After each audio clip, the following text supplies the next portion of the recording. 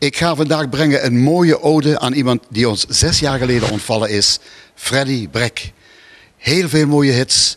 En 2 jaar geleden was ik te gast op het Slagerfestival in Kerkrade. En toen zei ik, hier mis ik iets. Contact opgenomen met de mensen die wat er nou bij betrokken waren.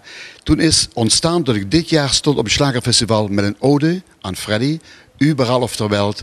En wat nu weer resulteert tot op 21 oktober mijn album gepresenteerd wordt. Die schönste lieder van Freddy Breck.